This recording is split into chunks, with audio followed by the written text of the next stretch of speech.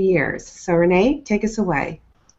I'm Renee Hopkins, Women Who Innovate, and I'm joined by Wanda McClure, who is a principal at Amana Academy in Alpharetta, Georgia, and Catherine Rudica, who is the owner and principal of Creative Sage, which is in San Francisco, California. And tonight we're going to mostly start out with Wanda, who is going to talk to us a little bit about a post she wrote for the Women Who Innovate blog on transformative change in education. Hi, everybody. It's great. Hi, Wanda. Hi. Hi. Hello from Palm Beach. Yay. All these people that live on beaches and the rest of us are in cold weather. I think I'm a little jealous. But. I have both, cold weather and beach. So I have no beach, but I do want to thank everybody for the great introduction and say hi and then talk a little bit about a little more about who I am and what kind of school I work at. And so to Renee's point, I'm a principal of an elementary school. It's an expeditionary learning charter school in Alpharetta, Georgia. And the post around transformative change really deals with the ins and outs at the building level of how a leader works through change with an organization and with their faculty and or employees. And the other way that I've used change is through, as we innovated in the Southeast region, I was one of the founders and I'm the president for EdCamp Atlanta, which is a movement of professional development for teachers by teachers that was started out in Philly back a few years back and has really caught fire. That's doing a lot of transformation in education. So I'm excited to be here tonight. Well, we're excited to have you. So can you talk a little bit about incremental change versus transformational change? Sure. So the definitions of incremental change and transformative change are the same in education as they are, I think, in any organization. An incremental change usually involves really small movement toward putting in place an intended outcome or result. And I know in education, our outcome and result is always student learning. Typically, there's not a threat to incremental change. It's a little more hierarchical, or you might have some kind of project management tool behind that. But there's a definite outcome, and there are principles involved in that project management of what that looks like. But there's not a real threat. Transformative change, on the other hand, those are a shift in the very culture of an organization, specifically, in my case, talking about schools. So you're really shifting mindsets from a fixed mindset to a growth mindset. And it does and can, it doesn't always, but it can involve a threat to the people that are in power or the hierarchy structure of the organization, depending on what you're changing. So specifically around things like systems, processes, those kinds of things. Well, let's talk about some examples of transformative change in education. I know you've got some, Catherine has some. Wanda, why don't you start? I will, and so I'll start with my favorite one. So as I said, I was president and one of the co-founders for EdCamp Atlanta, of bringing that style of unconference to the Southeast. For those of you that are listening, an EdCamp is a bar camp. So it's an unconference, and it's people say that the best learning when you go to a conference truly is in the hallway conversations. It's the connections that you make with people. So the EdCamp original team, which included Kristen Swanson and Dan Callahan, they founded this mindset based off of Daniel Pink's book, Driven, that why should teachers have to wait for a principal or an assistant principal or the superintendent or the district office to tell them that this is how you need to grow? And so they got together and said, we can use this particular model that, is really prolific in business world and bring this to education. So EdCamps were just recently voted by Fast Company as one of the top 10 most innovative companies in education, in innovation for education.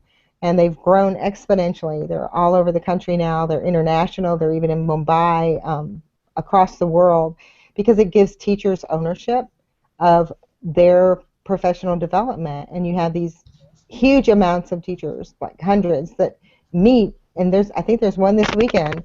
I know there's a couple coming up that they can sit and they can share best practices with each other in the same way that for years people in the business world have done. So that's probably the biggest transformational change that comes to mind as an example for me is EdCamps for professional development. Well, I remember going to your EdCamp. That's right, you were there. Had it. I was, and I wrote a blog post about it and said, you know, this is an example of how innovation in education will happen one student, one teacher, one classroom at a time, and it was really amazing to see. So that's cool. I know Catherine had some examples too of some educational transformation she has seen in California. Well, yes. Yeah, here I think there's a big, and actually nationally, there's a big movement to integrate arts and humanities with STEM training. So we have STEM to STEAM, as it's frequently called. And if you go on Twitter and you follow any of the arts education conversations, or EdTech is another one, there's a design thinking in schools. But if you follow any of those conversations, the teachers are really taking initiative and bringing in the students to integrate arts and humanities with STEM training. So you have unusual things like dance and math and things like that. And of course here with the maker movement is really the heart of it was Silicon Valley. So we have maker movement programs all over the California, actually, not just the Bay Area. And the California Arts Council started a program called Create California. It has a Twitter account, Create CA, if you want to follow it. And it has, I think, a Facebook page and Google Plus page. And it's very exciting because people from all different industries and backgrounds are on it. And part of the motive for it is to bring STEAM programming to all schools, public schools, schools where there are a lot of minority kids, schools with kids with poverty backgrounds, you know, so not only the wealthy private schools have these programs. And there's some amazingly exciting people I've seen involved in this program, so I'm really jazzed about it.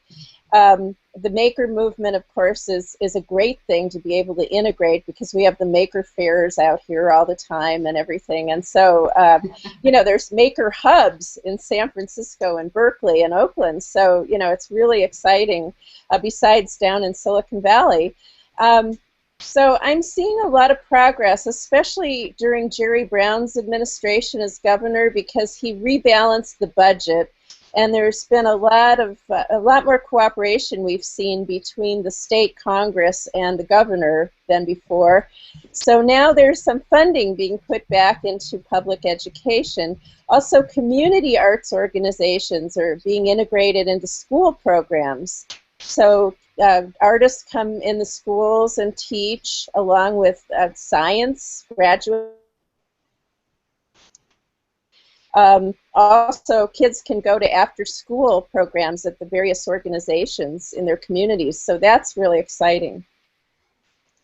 You know, I think that as I'm listening to everybody, first of all, you're the most creative person on the universe, Catherine, so this topic has got to be incredibly exciting for you. And I also would have loved to have had someone like Wanda for a principal. That would have, I just think that would have, I love entrepreneurship and innovation, but I do believe in my early years that would have made me over the top. So anyway, Wanda, you talked about change. Where is the change coming from? What is the catalyst for change in education and transformation? I think it's probably a lot of things, and you know, certainly, you know, there's a perception that education's broken, and I think to some degree that's true. Maybe not as much as in certain pockets. Like I would love to be a principal in Catherine's state, especially because design thinking was born there too. So she's like the motherships in California.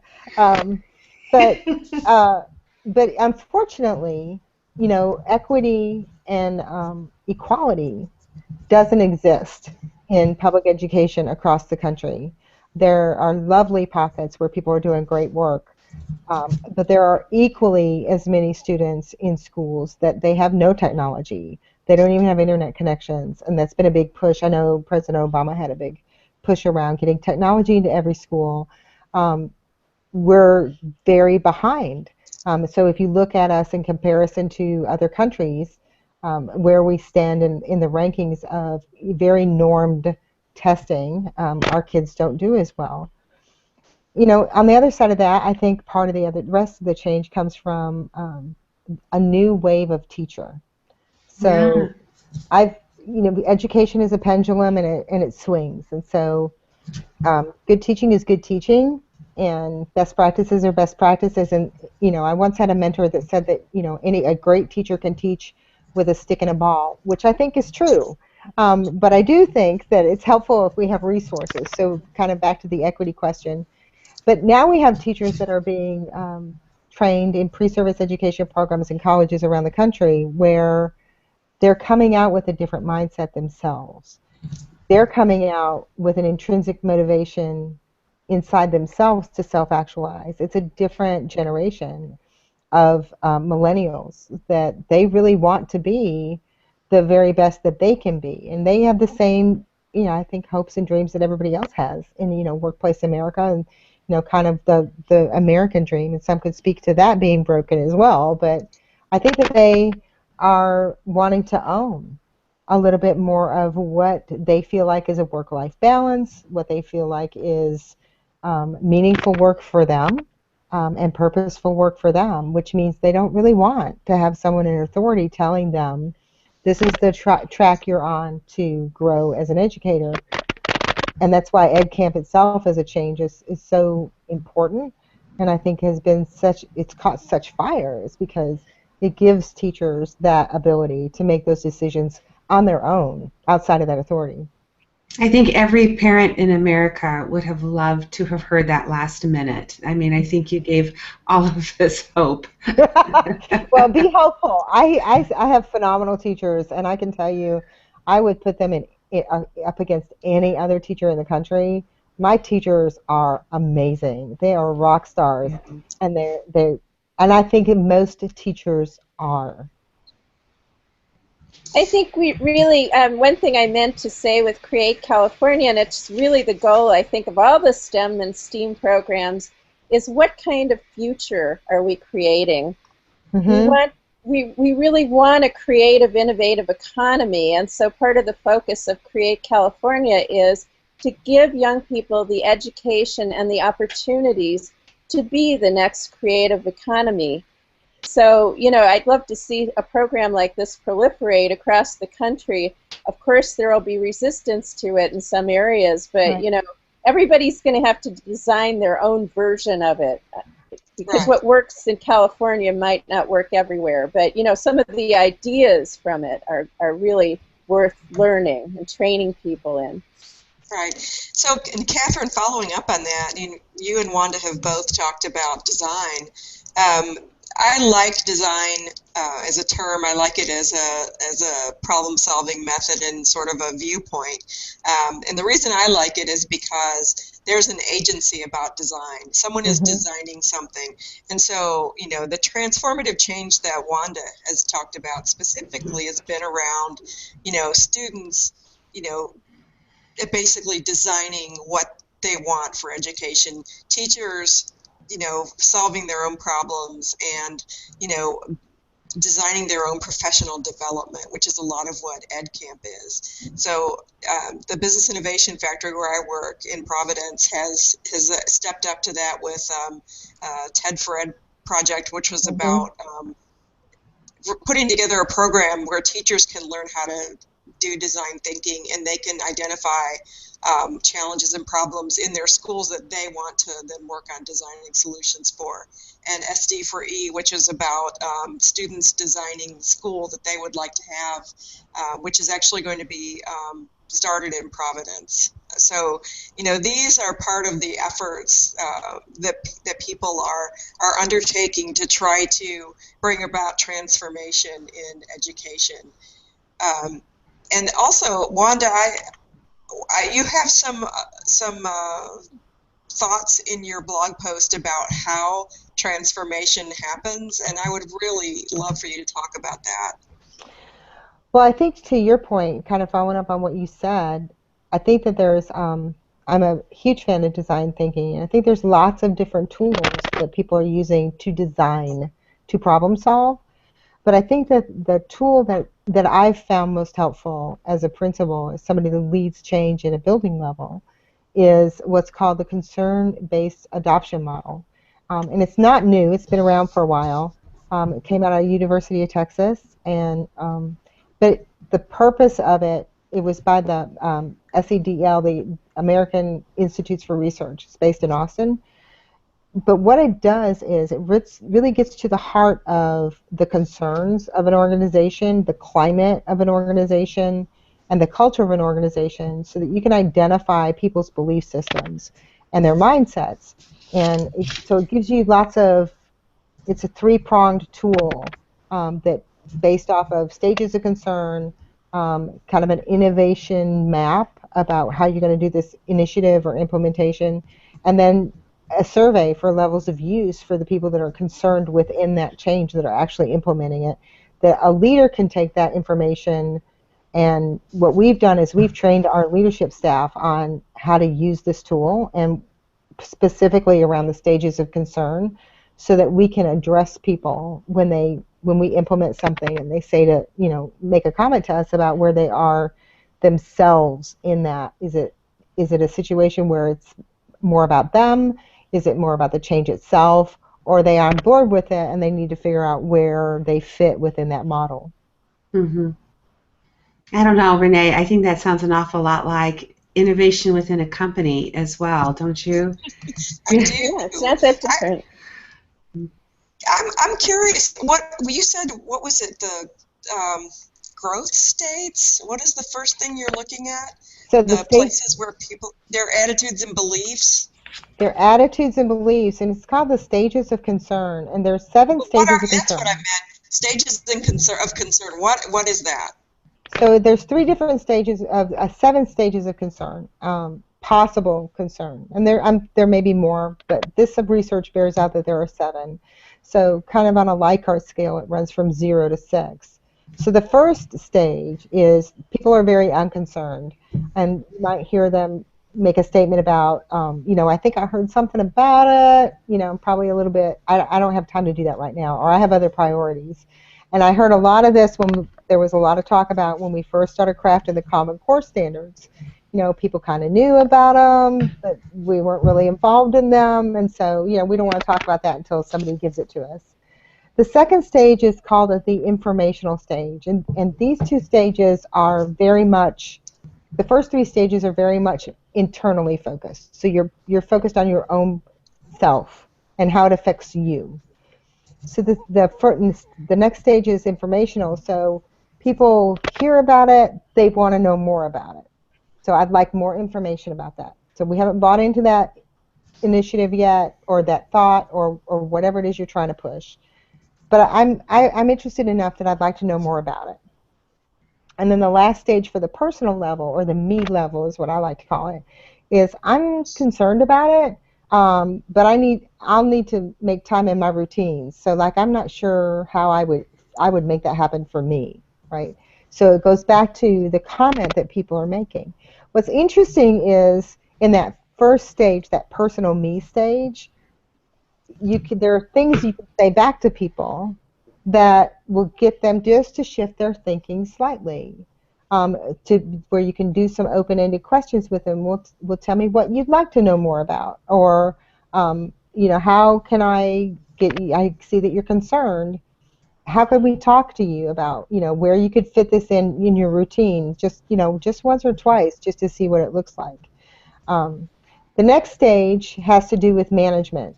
So oftentimes I'll have teachers that'll say to me, well, that's just going to take too much time. Well, that's the management stage, right? So it's not that they're opposed to the change. It's really that they need some skill building in time management. So if you tell me you don't have enough time, then I'm going to come back to you as your leader and say, well, how can we work on your schedule for that?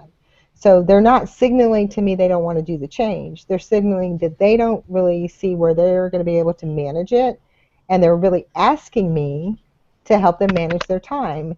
So do you see the difference in how that could sound? On one side, that sounds like that's positive, right?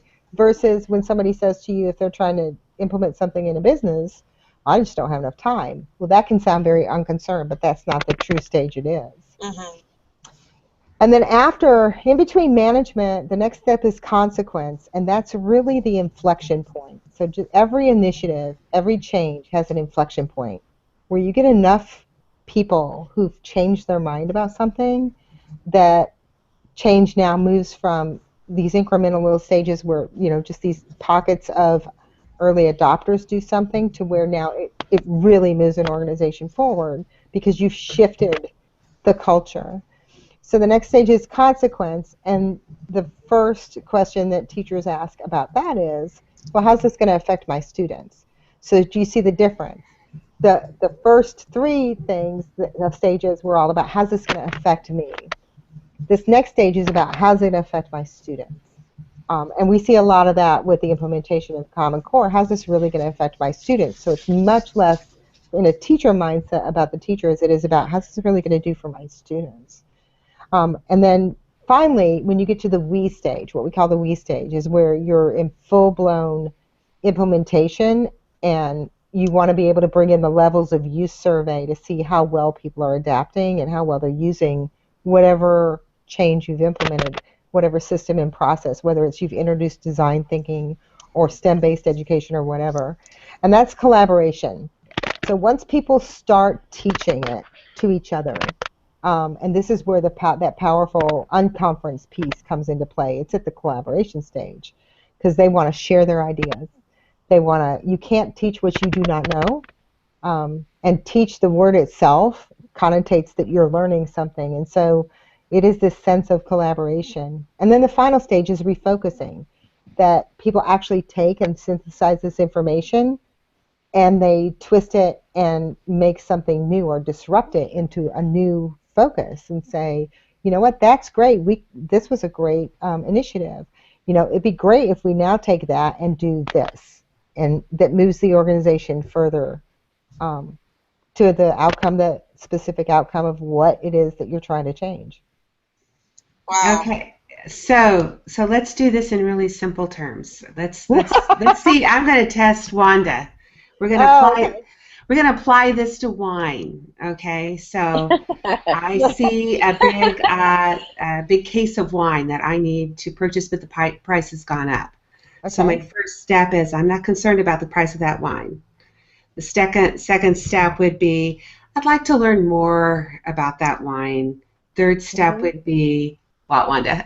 The third step is, I'm concerned about getting that wine, but I will have to change my routine and actually go through the checkout line, and I don't know if I want to do that. And then the fourth is help me figure out if I can afford that case of wine. That's right. Okay, and then fifth is how's this wine going to affect me when I drink it? Like, is it good wine? Is it past its prime?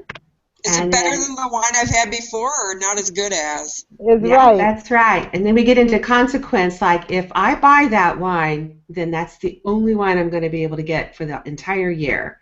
And then what's next after that? So the next thing would be I need to have my friends over and cook a lovely big Italian meal and share this wine with them. That's collaboration. All right. And disruption would be I'm going to get some vodka instead. Or it could definitely be, you know what, I just need to go bottle my own wine because I think I can make this better. Right. Or what if we make sangria? Exactly. So you have to test it. You have to test it. Okay, we're getting off track. Yes, we are. To bring us back innovators. On track, Catherine, you may be familiar with this. I mean, it's been talked about a lot in the InnoChat, which is a chat about innovation that happens on Twitter. But this sounded very much to me like kind of a backwards version of Elliot Rogers' diffusion curve for innovation, right? So you've got, in this case, it seems like the laggards were in the front. Mm-hmm. And, then it goes, you've seen that, curve right, goes like this. Right, it's very interesting, and I would be really surprised if the people who came up with this had not studied diffusion of innovations, because that's really, really, that it sounds so much like you were going to say something, Catherine? Well, I was going to say, a lot of the same principles of innovation and design thinking apply everywhere. Mm-hmm. Obviously you make some adaptations to your own context for innovation, but like for education or healthcare or whatever, and whatever the problems are. But I think it's a very similar process. And you always have the laggards and the early adopters coming mm-hmm. first, until it proliferates and you move further on the curve. The other mm-hmm. thing is the idea of working backwards, from your goal of innovation, and then kind of backward engineering when mm-hmm. it's possible to do that. Sometimes you can't do that, or sometimes you do it and you come up against a problem and you go and do something else. But certainly that's one way to look at it, is try to do design thinking backward and start with the goal that you have. Well, it sounds like, Wanda, you're starting with the values and beliefs of the people who are actually going to have to do the work. Right. So is this process better suited to when you've got, a lot of people that you're going to have to bring into the fold and get them working collaboratively? Well, I think it could work in, equally in a small group as it does with a large group. So you actually start with the innovation configuration map, which is what is your outcome. So it starts with the map first, where you're working collaboratively with the staff or district or whoever it is, trying to get input from everybody, because you want that buy-in about what absolutely is high quality implementation around an innovation or an initiative. So you're really going to have the map first. And then you're going to address the concerns, which is those unique belief systems of people about how change happens, how it affects me, and then you walk them through those pieces. And that involves a lot of coaching, which is why, so in our organization at Amana Academy, we've flattened our leadership structure a great deal. So we're trying to build those facilitating skills, those coaching skills amongst our leadership team, so that as a school, we can be quicker to innovate, because really good innovations sometimes can just be that bright spot that all of a sudden something miraculous occurred and there was a disruption. But the majority in education are usually well thought out and planned. I think the difference that this tool does for me is, because I've been in education for a while, is that so many different initiatives are coming from a top-down perspective. This tool puts it into the hands of building leaders, teacher leaders, teachers in the classroom. This is an excellent tool to work even with students, to say, where are you in this particular process? If you're working with students you're training them for design thinking, etc. So you can use this as in conjunction with something like design thinking or STEM-based education, where you have this is your process of how you're delivering the methodology behind what you're teaching, and then this is how you're dealing with the people that are actually implementing the change. Well, I like the idea of starting with an idea of where you're trying to go, Because that too is pretty common in different innovation practices. For instance, in design thinking, you're identifying a problem, and so identifying a problem, so, sometimes you're not sure where you're going. You really just know the problem, but other times people have kind of an idea of what they're trying to get, or they start with that. There's an innovation process that's kind of technical, called TRIZ, T-R-I-Z, and then it specifically starts with what they call the ideal final result, and then they essentially reverse engineer, to Catherine's point, back from there. So that's interesting because it's common among a lot of different innovation processes. I find that fascinating that it's a different language, but there's similar processes in all these different sectors. Yeah, that's definitely true. So for all of us, I mean, if you're considering transformative change and transformation within any kind of organization, a good starting place to discuss this might be, what factors do you take into consideration when you're trying to implement change or even create change? I mean, how would you start doing that in any kind of organization? Leah, have you got ideas on that? I always think you start with the team.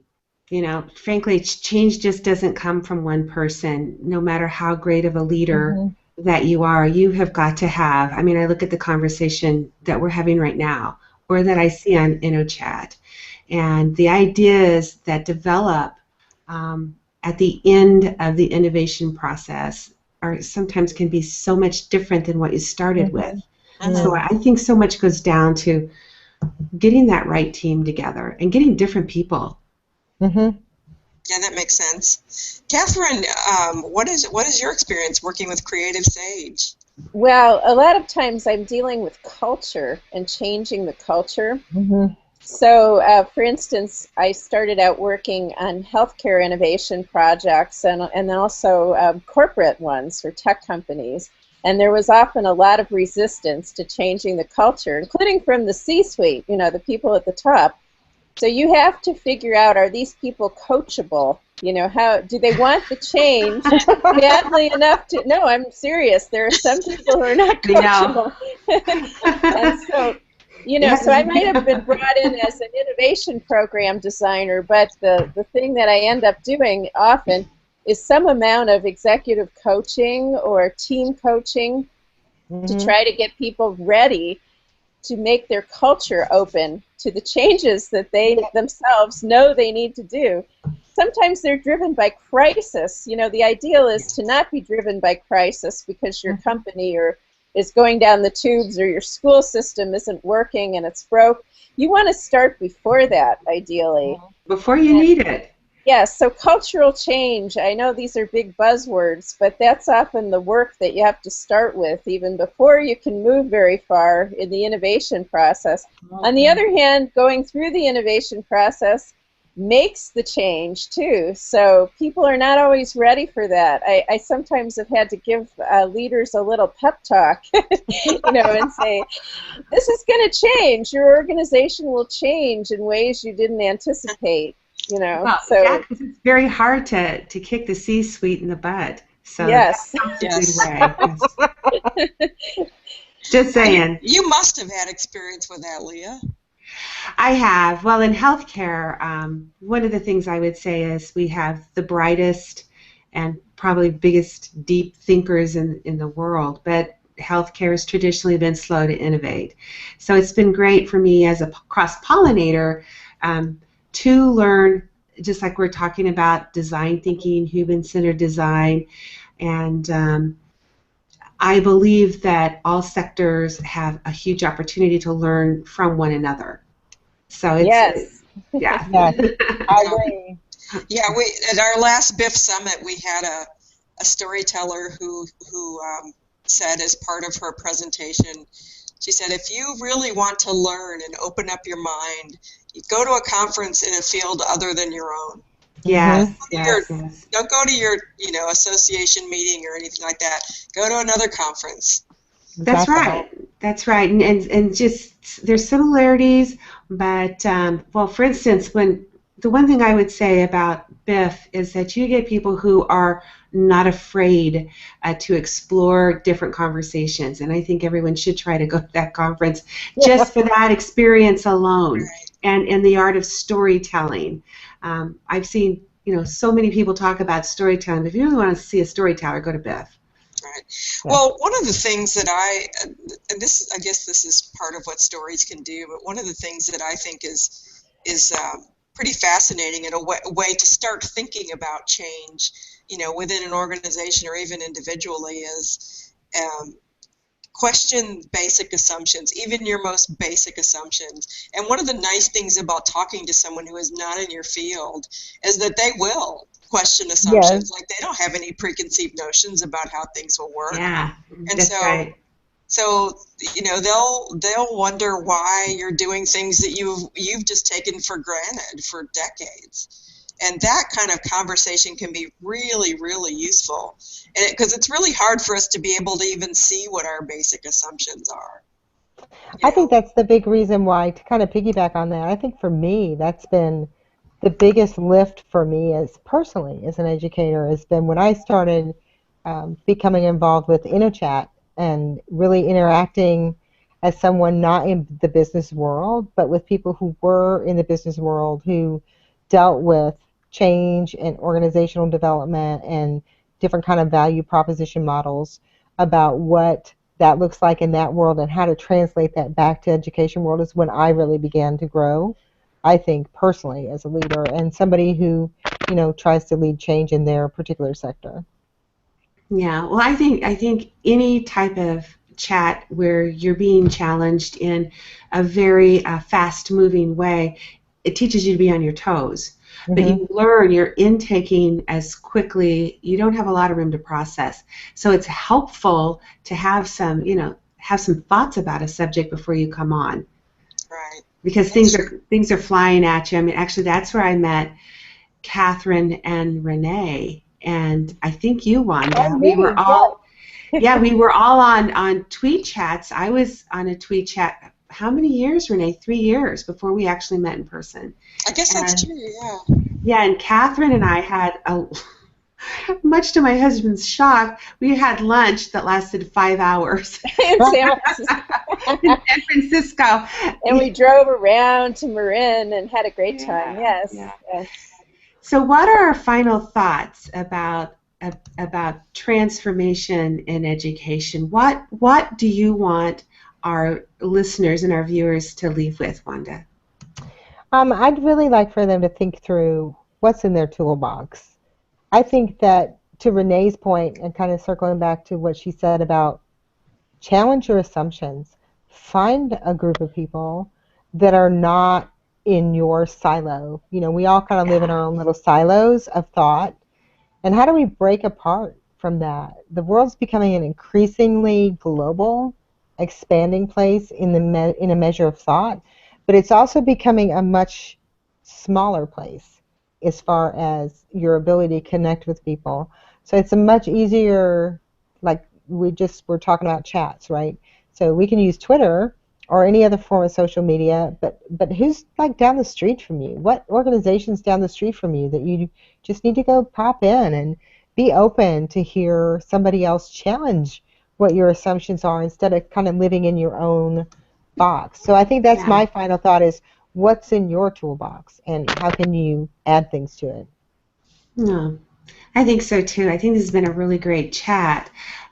Renee, do you have any final words before we say goodbye to our first viewers from our first chat or first hangout? Sure. I think that when you're trying to make transformation happen in an organization, there's a couple of really specific drivers that we have covered in this chat. One of them is, how can you question the basic assumptions? The other is, how can you actually get the people to transform and get them on board, which is a lot of what Wanda was saying. And it's not that different from education to corporations to big social systems such as healthcare. I mean, there's got to be some kind of questioning of basic assumptions, and let's now go this other direction. And there has to be some way to bring the people with you, and even let them help you design it, which is a good way to get people involved. So, you know, I think those are the really two main things that really help transformation happen. And what about you, Catherine? Any final words? I think that some of the most exciting possibilities for change are in between the dots that we try to connect, or in between people in our network. Yep. And also, you know, I see so many similarities between creative processes in the arts and innovation processes in business. So I think if you don't frame your life that you're a this or a that, or your company does this or that, and you're more open, and you think in terms of the individual problems that you need to solve, that's much better, because you'll get amazing results that way. And that's where transformations come from. Sometimes from synchronicity, from places you never guessed. Yeah. Well, yeah, I look at us, and that there's, you know, who would have guessed? All four corners. I think my favorite new word is synchronicity. There you go. Oh, my favorite word is serendipity. I think know. those two words, Serendipity. those two words really go together nicely. They do. I like your last word, Wanda, resilience. So Resilience. yeah, that's I'm liking that word more and more. So we would like to sign off as Women Who Innovate. We are so thrilled that you could join us tonight. We will be back, and we will have a series on Wanda's words, and we're going to cover a huge variety of innovation topics. So we hope that you'll join us, and we hope also that you'll be a guest. And remember, innovation changes everything. Thank you.